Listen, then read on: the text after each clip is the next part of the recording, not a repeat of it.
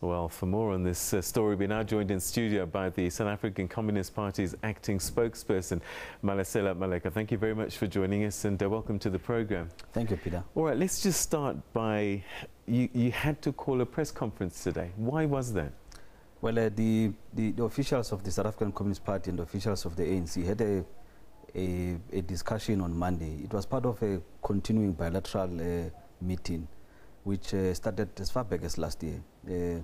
Towards the end of the meeting, the president requested to take the leadership into confidence and presented his opinions with respect to a cabinet reshuffle. And as the norm, such kind of discussions happen confidentially. We all make our inputs, we walk away from the issues, and the president processes whatever inputs he has received, consults with other people again, comes to a determination, and makes a public announcement in his capacity as President of the Republic. For some reason, the details of that meeting were leaked, and in a manner in which they were leaked, in our opinion, it was quite selective, and they were leaked distorting the facts. And given the general political moment that we find ourselves in, we had to take this extraordinary step to call a press conference to set the record straight. Firstly, whilst you'll have noted that over a period of time we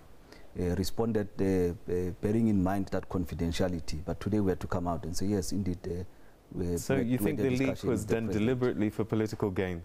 From where we're standing, the leak was done to try and create an image in the public that the SACP is party to something, so that by the time something happens and we want to speak out, it's quite difficult to convince any logical person that we're genuine, because the story has been doing rounds and it has not been countered.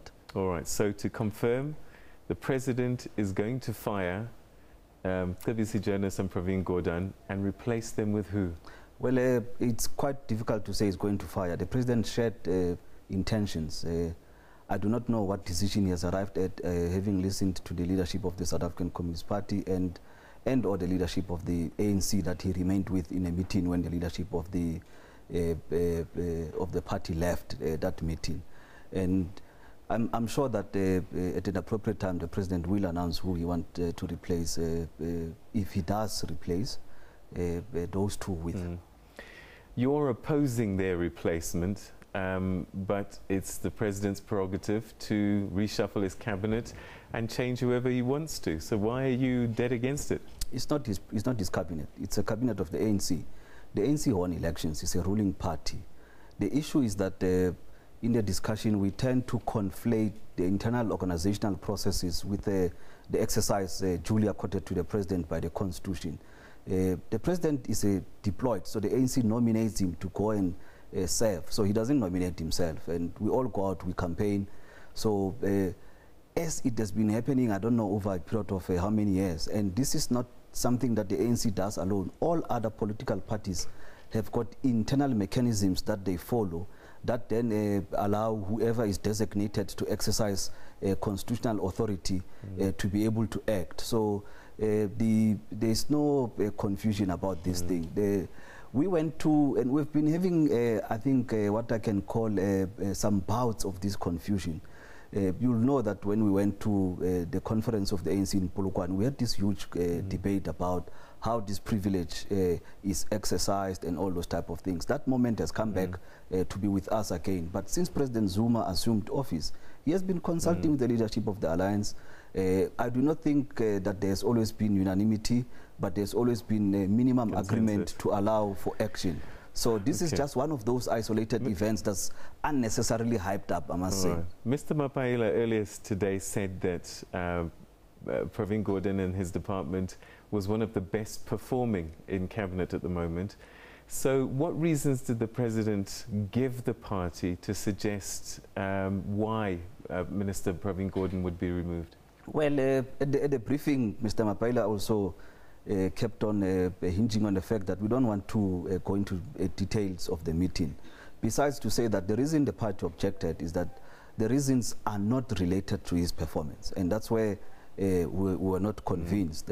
So we still have confidence in the process. We came out today because we had to clarify our but name. There was a mention of a report. We don't want to break the confidentiality. An intelligence report that was mentioned. A journalist asked us a question whether the news story that's circulating that there is a report that the president could have possibly had sight to, whether that issue was presented in the meeting. All we did was to confirm that indeed the president, in packaging what he packaged, did allude to the fact that he also received that type of information. That he was, Minister Gordhan was in the UK to help people topple the government of President Zuma. When we think it's a very silly report. In fact, if you think back, sometimes as a country we forget. President Zuma himself was a subject of a similar report some years back, and we defended his integrity then as the deputy president of the ANC, and moving from the same principle, we think that Comrade Pravin deserves the same kind of affirmation from our side, that comrades, we should never get to a point where we allow reports that even at face value you can see that it is compiled in a very flimsy way to divide the movement. It's tough times. We may not agree on many other things, but we need to pull together and unite more than ever. And on those bases, we think that we should hold it back with being energetic to act against each other in the way that's suggested. So your view is that Pravin Gordhan, Mcebisi Jonas must stay. If the president doesn't listen to your advice and your wishes, what are you going to do about it? Well, we'll cross the bridge when we get there.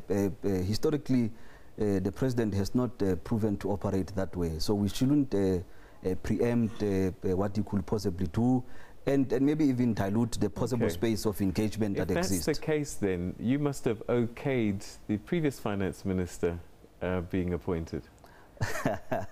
That discussion remains locked in its confidence. Okay, we'll read into that as we will. What happens next? Well, our understanding is that the political process is on. We shared what we shared with the president.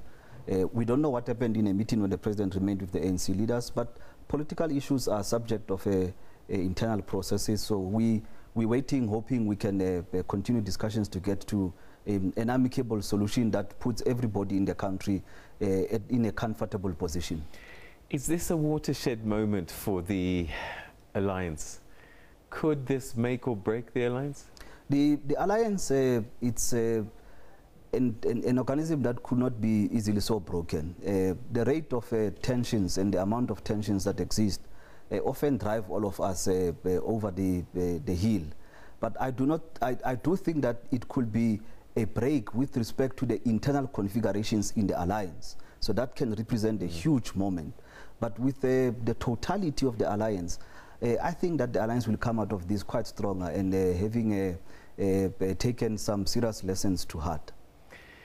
Would you have an objection to Brian Molefe becoming finance minister? As the SACP, yes. We think that Brian resigned from ESCOM. He has not had an opportunity to respond to damning allegations, albeit we respect the principle of a person being innocent till they are proven otherwise. But there are internal ANC arrangements that we have arrived at with respect to this matter, that if there are serious allegations, you should be given space to clear your name post-Mangaung. And that's the new dispensation that we operate in. And we think that the comrade deserves that opportunity, that he's given space to clear his name. We had actually asked that some of the things that happened allegedly under his watch, they are investigated. And in that context, we couldn't agree that he be appointed Minister of Finance. All right. You said that you'll cross that bridge when you get to it, but could one of the consequences of the president not heeding your call, him appointing whoever he appoints, and if there are economic consequences, is it still off the table, or is it on the table that perhaps some of the SACP members in government might step away? The SACP does not have a formal decision for members of the ANC who serve in the ANC-led government who happen to be communists to resign should any measure be taken. My sense is that individuals might take that decision. I'm not certain. You see, speculating on these things sometimes is quite difficult. It's not a an outright horse race where you can bet on legs of thunder to lose as it used to. But what I can assure you is that if something was to go horribly wrong, the leadership of the SACP will take no less than 24 hours to meet and pronounce on a concrete political way forward. So what are you hoping to achieve with this imbizo that's planned for April? As you know, that our movement has experienced huge setbacks, and if anyone has got doubt about that, they just have to look at the results of the local government elections of August 3 last year. So these are clear signs that we've lost the ground. The imbizo for us is a platform to reconnect with a broad range of forces. So a lot of people who are ANC supporters, a lot of people who are progressive, a lot of people who are what you call Congress people, some of them not necessarily in the formal ANC branches, to try and revive the spirit, to try and address seriously the problems that they raise, and hoping that we can then unite the progressive forces on a way forward and possibly reclaim the lost ground, reassert the moral leadership of the constituent members of the alliance, the SACP, the ANC, over society, that leadership role. So the imbizo for us is aimed to achieve that. Right. A lot of people are demoralized. We need to win them back. We need to activate that moral high ground. We've run out of time, but very briefly, would you support, I mean, how serious is this matter for you? Would you support a vote of no confidence against President Zuma and possible impeachment over this issue? Well, we have not had that discussion in the SACP yet. I will be running ahead of myself if I say we would or we wouldn't. But we have taken stock of what happened in the country today. Fortunately, we have got a standing meeting of the Politburo tomorrow. I'm sure it will have a comprehensive analysis of the situation, and we should be able to take into confidence maybe sometime next week.